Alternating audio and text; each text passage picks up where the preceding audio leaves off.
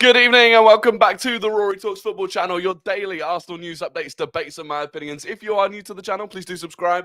We're on the way to 12,300 subscribers. And of course, if you could click that like button, I would be incredibly grateful. I'm not late. I am late, but only because there's just the news is, we are on the pulse. We're on the pulse and the news is literally coming in. I'm trying to throw it into the show as we're going. Anyway, look. It's good to see you all. It's a Sunday evening. Arsenal picked up 3 points yesterday, a massive 3 points yesterday. Shout out to those of you that joined the watch along over on Tifo. We've got lots to talk about indeed, and we will just crack into it. We'll crack into it. Look, we'll get the news out of the way to start with, and then we'll talk a little bit about yesterday's game. I think that's the sensible way to do it. So, Vivi Vlad, Icarus, Tom, Adam, Ethan Udall, Anu Brata, Philip, Oslo, Guna, top player, PJ, El Cesar, Nuances of Fate, Gazenex, Hannah, Max Tentego, Daniel, Ben Williams, and many, many more. It is good to see you all. I hope you're doing well. Cough better. I'm like cautiously optimistic. I am still coughing, but not quite as much. So we'll see. To be fair, when we scored the first goal yesterday, I nearly died of coughing. So we'll see. We'll see. The daily challenges are coming back. I'm hoping tomorrow. The thing with the challenge videos is if I start coughing during the challenge video, I can't like pause it because I refuse to have any cuts on the challenge videos because then I could cheat. And it's really difficult to film like a 3-minute video without coughing. So look, they'll be back. They'll be back. Anyway, the news from today will start with the rather frustrating Eddie Nketiah news. So David Ornstein, about half an hour ago, tweeted, Eddie Nketiah's proposed move to Nottingham Forest has broken down. Deal in place between Forest and Arsenal worth up to 30 million, but the agreement could not be closed with the striker. Transfer is still expected to materialise elsewhere before the window ends. So, what does that mean? It means we'd actually agreed a fee with Forest. The clubs had agreed a fee, but they couldn't agree personal terms with Eddie Nketiah. Now, previously, Fabrizio Romano had tweeted that personal terms had been agreed. So, I don't know if something has changed there. But it's not going to be Forest. Now, following up from that, Bobby Manzi, who is a Crystal Palace... Bobby Manzi, who's a Crystal Palace specific journalist, then came out and said Crystal Palace are considering a loan with an obligation to buy for Arsenal's Eddie Nketiah after his move to Nottingham Forest broke down. Nketiah is a long-term target of the South London club. However, a left wing-back and a centre-back rank higher on Crystal Palace's list of priorities.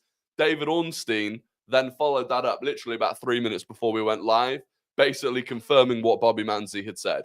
Crystal Palace are now very much back in for Eddie Nketiah after finding out that the deal with Forest had fallen through. So we may still get this deal done. Now, why do we think Eddie Nketiah couldn't agree personal terms with Forest? Because bear in mind, Nketiah had agreed personal terms with Marseille. So I can't imagine for a second that Forest weren't able to offer the same money that Marseille offered. Whatever the offer was from Marseille financially, I just can't imagine that Forest weren't able to match that. So then you start looking, okay, so what might be the reason? And I think it might have been game time. I think Eddie Nketiah might not back himself to start for Forest. And that in itself potentially speaks volumes. But he had agreed terms, and I just wonder if he looked at it and questions whether he'll get into that Forest team ahead of both Iwonyi and Chris Wood. Because outside of the central striker position, they've got quality, right? They've got Hudson-Odoi, they've got Alanga, they've got Gibbs-White. So then he is competing with both Iwonyi and with Chris Wood. Whereas I think at Palace, for example, like if he knew that Palace was on the agenda, A, he can stay in London if he plays for Palace, and B, it's only really Mateta that he has to compete with because he's far better than Odsonne Edouard. So yeah, I do wonder if that's the reason, but it's frustrating that it's broken down, and we just have to hope that it can still happen. We just have to hope it can still go through. I honestly think he's scared about Forest going down. I don't think so. I don't think Forest are any more likely to go down than Palace, to be honest. Forest had a good win yesterday. They've picked up what? I think Forest are on 4 points after 2 games, I think they'll be all right. Yeah, the way Ornstein's the way David Ornstein is talking about it, it makes it sound like Nketiah is going to move this summer. Like one way or another, Nketiah will move this summer. Because he's just desperate. He's desperate to go and get game time. But Eddie deal collapsed due to agent's fee. And now I'm really concerned about keeping Saka long term with the agency he's with. Who said it was down to the agent's fee? I didn't see that before we started the live. Does he get in at Palace ahead of Mateta though? Maybe not, but I think he's only competing with Mateta at that point. You're mad, Rory? Forest likely to go down with 2 of Everton, Saints, Ipswich or Leicester? I don't think Forest are that bad. I don't think Forest are that bad at all. I think Forest will be fine. He wants to stay in London. Well, yeah, but he was about to move to Marseille. If we had agreed a fee with Marseille, he was going to go to France. So I think he will leave London if necessary. I mean, to be fair, Forest, I mean, you know, he probably couldn't live in London and play for Forest at the same time. But Geltech, good to see you. When do you think Marino will be announced? Probably tomorrow. So Marino passed the medical yesterday. He passed the medical. Apparently, after the game yesterday, actually, Edu and Arteta went to wherever it is they do to actually do the signing.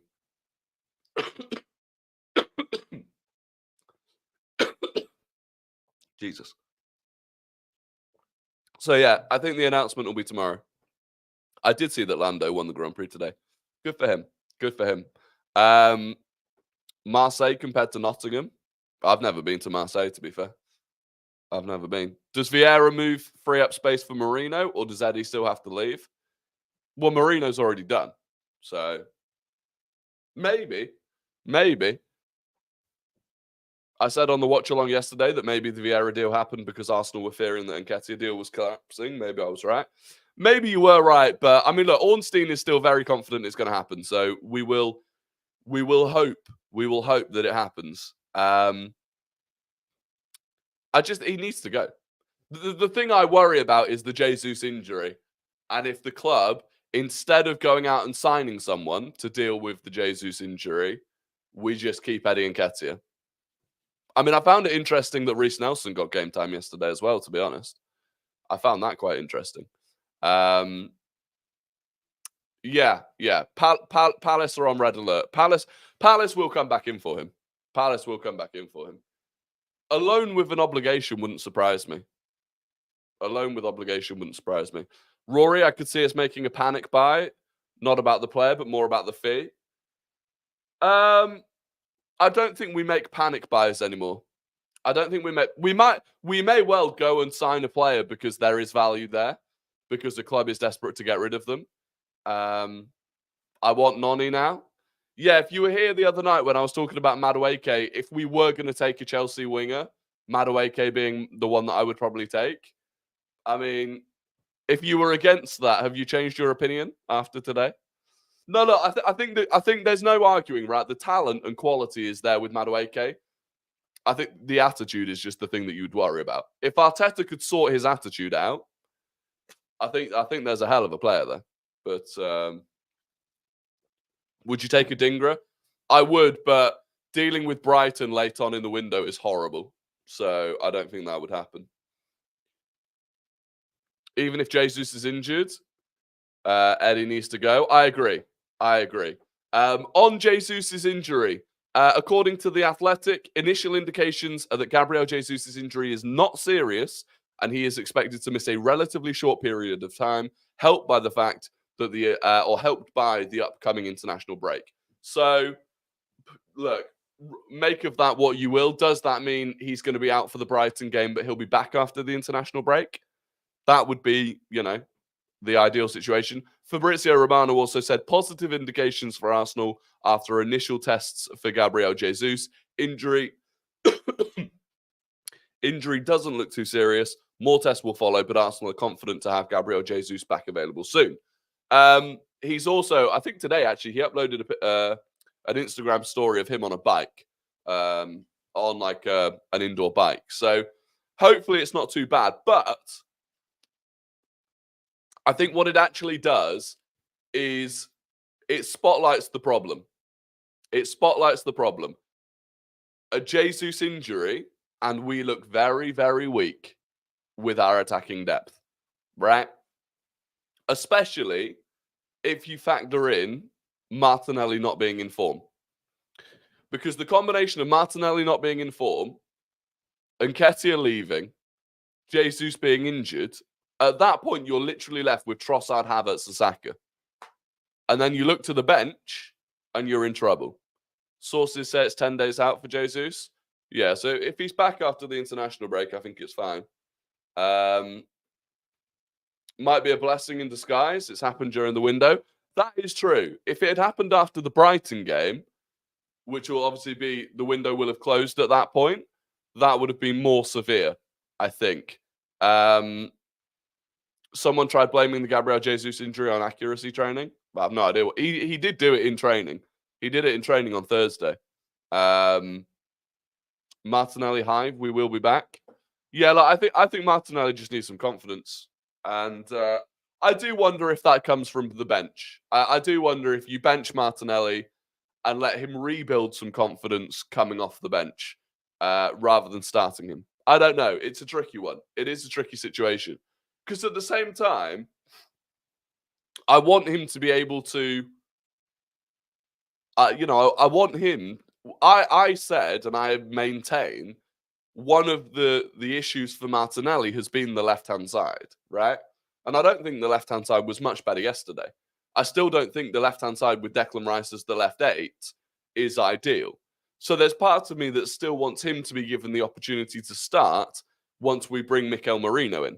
I think that will massively help him. I think far too often Martinelli is receiving the ball really in the sort of position where a left back would receive it rather than a left winger. And that's because we don't have someone on that left-hand side that can progress it to him in an advanced position.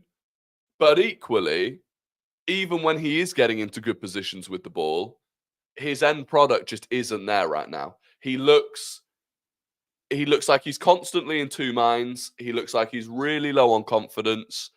And that's a problem, right? And we have to rebuild that confidence somehow. Rory, let it go, mate. Martinelli is shit. All this excuses, but he's not though.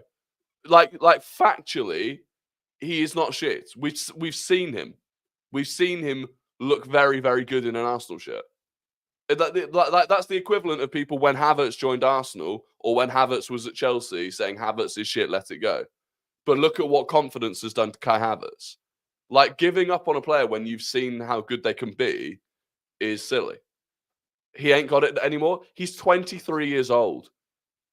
You're talking about him like he's a 35-year-old at the end of his career. He's 23. He scored 15 goals last season. I think that's ridiculous. I think to write off a 23-year-old because he's out of form, I think that's ridiculous. I really do. Absolutely. And it makes no sense for Arsenal to write him off either because he's an incredibly valuable asset. Had Martinelli had one good season? Was it a one-off like Michu? No. He had 3 good seasons. Last season was all right. The season before that was fantastic. And the season before that, he was growing into the Arsenal squad as a teenager. It's a matter of form, not a matter of Martinelli's quality. Now, he is out of form, absolutely. And I think we should start Trossard. The one thing I worry about is sell him to Saudi. No. The one thing I worry about is that we are genuinely beginning to annoy Trossard. And like, we know from when he was at Brighton, Trossard is a player who can cause problems if he's not happy. And you could tell from his celebration yesterday, he's not happy. Like, he's at the point now where he is genuinely pissed off about being a sub. And he's pissed off about the regularity with which he has to come on and save Arteta and then doesn't really get rewarded for it with a start. The issue is, there have been times where he has been rewarded with starts, and quite often he doesn't actually take it when he gets rewarded with a start. He is an incredibly good player to bring off the bench. And every time he comes off the bench and scores, as much as, okay, on one hand, he may be proving that he should be starting, he's also proving that he is an incredibly impactful bench player. And so it's a difficult one to balance. It is a difficult one to balance. But I do think he should start against Brighton. Because it's much more difficult. It's very, very difficult to justify Martinelli starting at this point. So I do think he should start. Anyway, kind of moving on from that, look, we'll hope that the Jesus injury is short term, but it definitely spotlights the problem.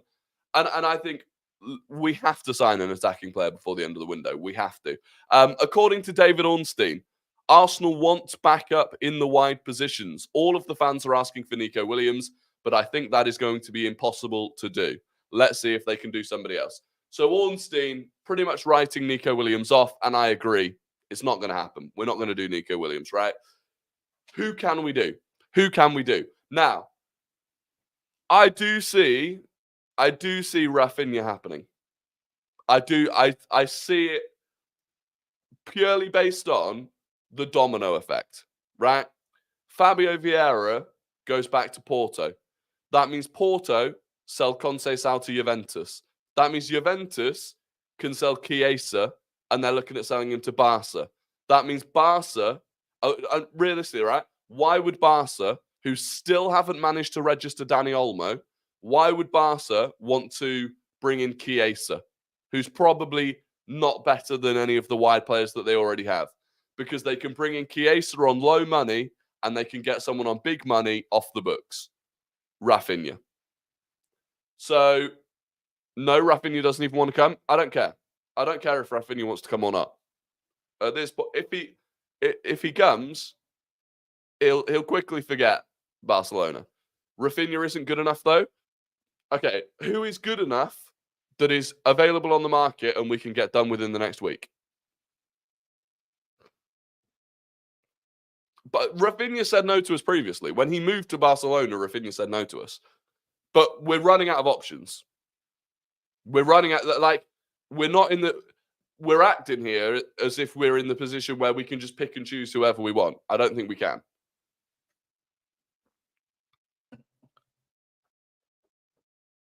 Who is there? Bakayoko? Has Bakayoko proven that he's a better player than Raphinha? I'm not sure. I would agree. I would like Bakayoko. I'm not convinced Bakayoko has proven that he's a better player than Raphinha. Bear in mind, Bakayoko's only done it in the Eredivisie. Anthony looked good, remember? Anthony looked good in that league. Just get a striker. Gabriel Jesus can play wing. Well, I mean, look, Victor Gyökeres is on 9 goal contributions after 4 games. He scored another hat-trick the other night. It's ridiculous. It is ridiculous. How old's Raphinha? Good question. Not that old. I want to say like 26. 27. 27. So, Bakayoko's injured. I'd prefer for Arsenal to go for Semenyo. Not left-footed, but would be perfect backup to Saka. Do you know what? Semenyo has looked very, very good this season. I was watching the Bournemouth Newcastle game today. Semenyo does look very good. The issue, I think, is that I'm not sure Bournemouth would let him go. Again, Semenyo's looks like kind of their star player for this season. I'm not sure they'd let him go with a week to go in the window. I don't really want Sterling, but we need something. Maybe he sees Nwaneri as the guy. He can play right wing. Incredibly foolish of us if we don't sign anyone though. I don't think he sees Nwaneri as the guy, purely based on the fact that that still doesn't really solve the issue of depth. Because at that, Nwaneri is now Ødegaard's backup. So whether it's João Pedro, I like. Again, I don't know if Brighton would let him go. Dealing with Brighton at the end of a transfer window is horrible. But with Nwaneri, I don't think he can be both Saka and Ødegaard's backup. In the same way that I don't think we can have someone that is, Gabriel Jesus being the number one backup for Saka and Havertz. Suddenly you have a massive problem if that player gets injured. I see Raphinha, like when City bought Mahrez as backup to Sane and Sterling in their prime. Yeah, I could see it. Apparently, Nketiah was being asked to take a 75% wage cut if they got relegated. Yeah, I mean, if that's true, then I don't blame him. 75% wage cut's madness. So I don't blame him. Sky Sports Chef just tweeted about Eddie. Yeah, but I don't really care about Sky Sports. They're always behind Ornstein and the rest of them. Nelson and Jesus are Saka's backups. It's the left wing we're trying to solve. Trossard could score 40 goals. He's not a proper winger. We're not trying to solve the left wing. Ideally, we get a Saka backup that can also be the left winger. But Nelson, we want to leave, and Arteta doesn't trust him. And Gabriel Jesus just isn't really a right winger. Nwaneri is 17, and Arteta does not use young players to versatile, as he wants to players to build foundation of one position first. I agree. Nwaneri is Ødegaard's backup. Plain and simple. Would you go in for Chiesa? 20 million euro, cheap. Could happen quick. Not really. I don't think Chiesa's good enough. Like, Chiesa's at the level where he's Reece Nelson level. You may as well just stick with Reece Nelson at that point. I think Raphinha is a level above those two. And I would take Raphinha. Can we see Raphinha on FOTMob? Yes. Yes, we can.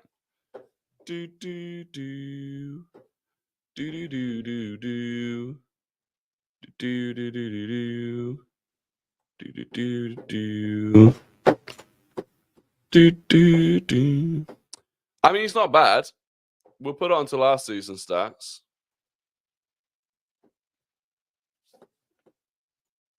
It's really not bad. That's some greenery. We've got greenery. And actually a lot of greenery. For Raphinha last season, he picked up 6 goals. It's really not bad. Pass accuracy could be a little better, but he probably tries ambitious things a lot. Successful crosses, cross accuracy is decent. Picking out Havertz at the back post, or Havertz at the front post and Marino at the back post. Touches, high quality. It's decent. This probably the only thing that you'd slightly worry about. Does he have the ability to do the defensive work that Saka does? But realistically, you're not going to find the perfect Saka backup. So it's not bad. He's got Premier League experience. He's got Champions League experience. I think we could do a lot worse. Raphinha doesn't win us the league, does it? No, but we're not looking for someone to win. We're not going to sign a winger that wins us the league in the final week of a transfer window. That's not what we're looking for. What we're looking for right now is attacking depth. We're looking for depth in the attack right now. We're looking for someone that, if Saka, heaven forbid, gets injured, means we don't have a massive drop-off. Like, I know some people think that we need to fix the left-hand side. I don't think we do. I think between Trossard and Martinelli, it will be fine for now. Yes, if you can find someone that can play both wings, happy days. But, Chiesa's injury record's horrible. And since his last big injury, he's just not looked good. Yeah, if you've not already clicked the like button, please do click the like button. Does Raphinha accept holding bench? Well, I think he's been holding bench for. He's been doing that for Barca, as far as I'm aware. Might be mistaken, but I think he's been doing that for Barca.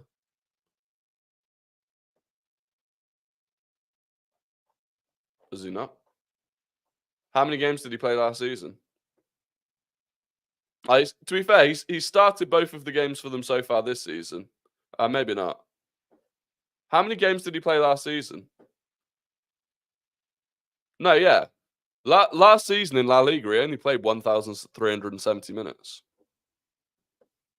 I don't know if that was injury or if he was getting benched.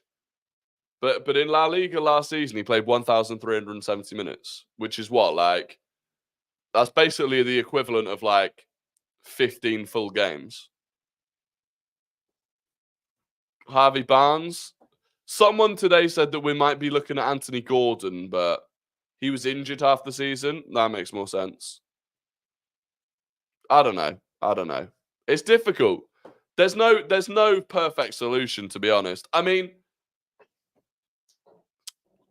looking at Pedro Neto today, looking at that Pedro Neto assist for João Felix, I don't know.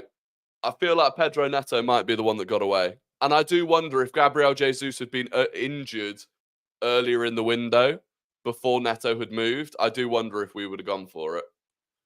But it's too late now.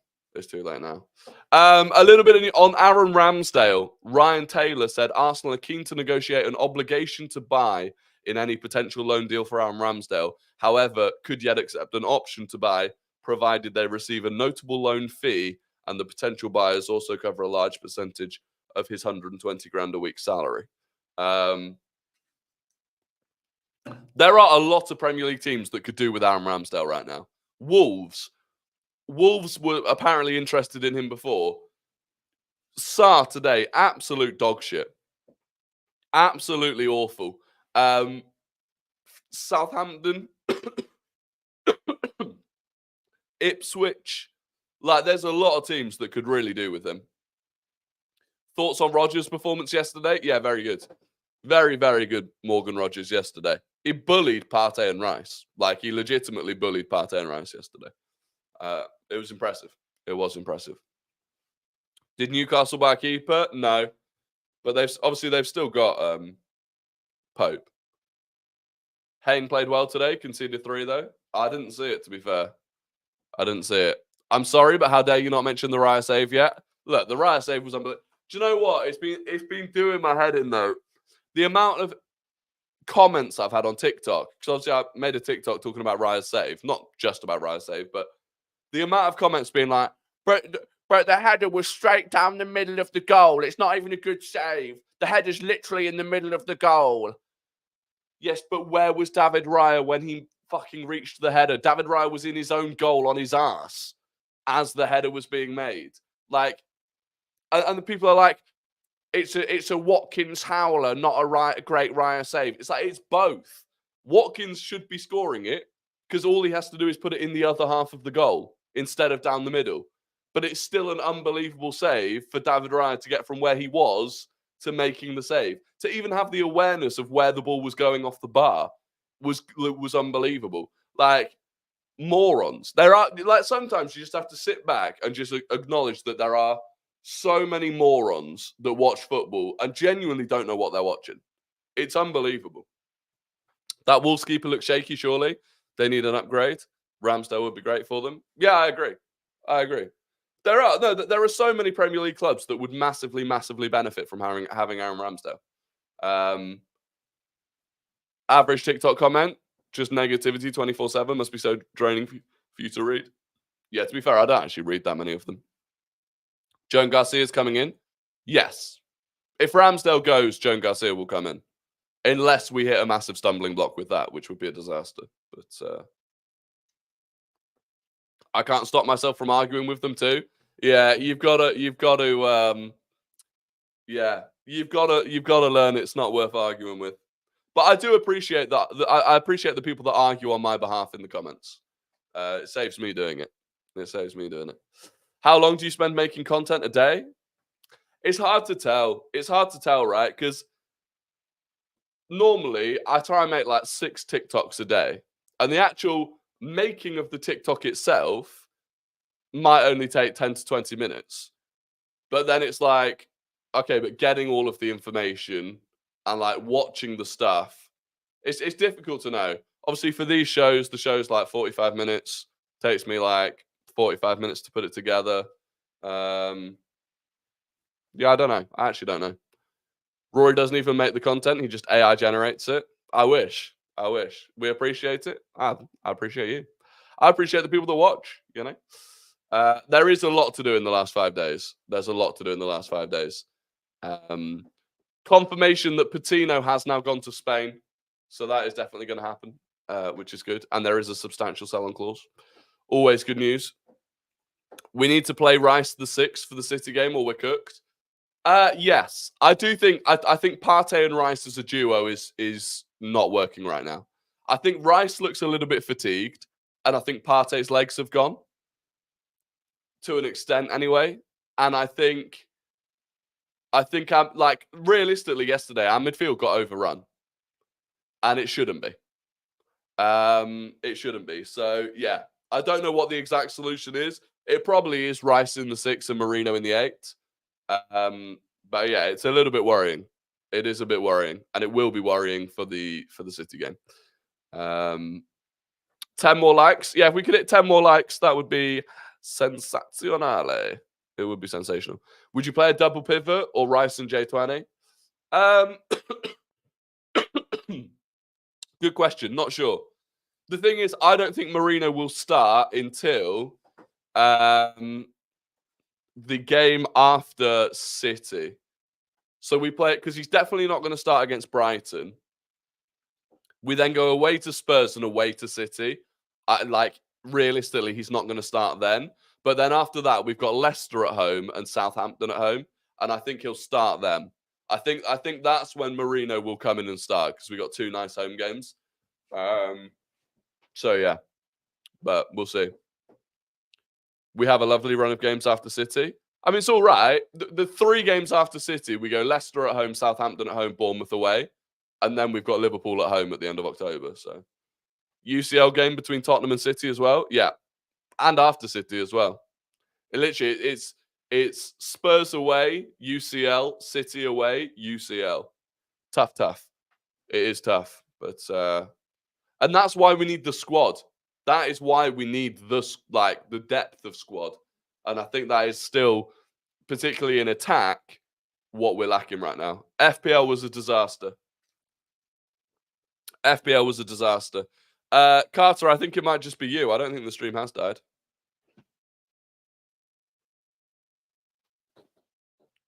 What time's the UCL draw? I think the UCL draw is normally at 11 or 12. We might go live for it. Yeah, I don't have Haaland. So it was a bad day. It was a bad weekend. Anyway, it is time for Guess the Gooner. I'm going to give you 5 clues about an ex or current Arsenal player, and you have to guess who that player is in the chat. First person to get it right wins the immense pride and respect of the RoryTalksFootball community. So get your fingers on your keyboards because we are starting now. Clue number 1. This player joined Arsenal from Bordeaux. Clue number 1. This player joined Arsenal from Bordeaux. Clue number 2. They scored 49 goals in 174 games. Clue number 2. They scored 49 goals in 174 games. Clue number 3. They won 2 Premier League titles with Arsenal. Clue number 3. They won 2 Premier League titles with Arsenal. Clue number 4. They made 92 appearances for France. Clue number 4. They made 92 appearances for France. And clue number 5. They moved from Arsenal to Lyon in 2004.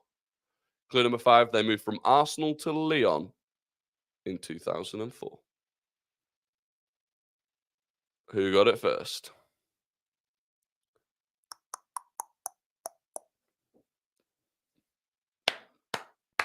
There he is, sports fans. There he is. It's VV Vlad. VV Vlad is the winner. It was indeed Sylvain Wiltord. And VV Vlad is back on top. He is back on top. I don't think we're getting going to get VAR checked on that one either. Top player was second. Ethan Udall was third. James Bidder was fourth. And MM was fifth. There you go. It was a difficult one. It was a difficult one. One for the oldies. One for the oldies. That one. Played for Arsenal between 2000 and 2004. But there you go. There you go. Congratulations to VV Vlad. Very well done. Check complete. Check complete. Goal given. VV Vlad. And now it is time for Guess the Non-Gooner. I'm going to give you the entire career path of a player who does not and has not played for Arsenal. And you have to guess who that player is in the chat. First person to get it right wins the immense pride and respect of the Rory Talks Football community, but not as much respect as VV Vlad currently has. This player started their career at Sparta Prague. They started their career at Sparta Prague. They went on loan to Bohemians 1905. They went on loan to Bohemians 1905. They then moved to Sampdoria. They then went on loan to Roma. They then moved permanently to Roma. They then went on loan to Leipzig. And they then moved permanently to Leverkusen. Sparta Prague, Bohemians on loan. Sampdoria permanently. Roma on loan. Roma permanently. Leipzig on loan. Leverkusen permanently.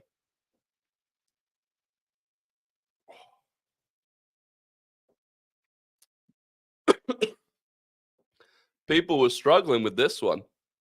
People were struggling. Everyone wanted Souček. Everyone wanted Souček. It was not Souček. It was not Nedved. Who was first? Trying to find who was first. The names all look the same. That's the problem. Sei Oke was first. There you go. Congratulations to Sei Oke. Patrick Schick was the answer. Mr. was second. Sportcat was third. Nuances of Fate was fourth. And Adam was fifth. There you go. Patrick Schick. Sensational. Will any. Score so many clutch goals for Leverkusen. It's pronounced Shay. Sorry, Shay. Shay. It is pronounced Shay. I think you've told me that before as well, but I completely forgot. Shay. Okay. Congratulations. Absolutely sensational. Chelsea are looking at signing Sancho. Why? Why would Chelsea want Sancho? Makes absolutely no sense. Makes no sense whatsoever. Are you confident we at least get rid of Eddie and get a new forward in? At this point, Reece can stay. I can't be asked. I just want a new forward. No. I'm not confident that we're going to bring in an attacking player. Genuinely. Ben White cracking the ball at McGinn was magical. Yeah, it was. It was magical. The thing is, I saw people that are like, oh, can't stand Ben White. It's like, so John McGinn does it to Saliba and everyone loves it, but then Ben White does it back to John McGinn and people hate him. It's weird. It is weird. Villa were dirty. They always are. Villa always are dirty. But there we go. Look, anyway, that is going to be the end of the show. Thank you very much for watching. I will be back. Look at this. Back tomorrow. We are back tomorrow. The streaming is back. We are loving it. I hope you all have a fantastic evening. If you've not already liked and subscribed, please do. Twitch is still not back, unfortunately. Twitch is still not back. It might be back tomorrow. Hopefully. But look, other than that, have a fantastic evening. I'll catch you all tomorrow, and goodbye.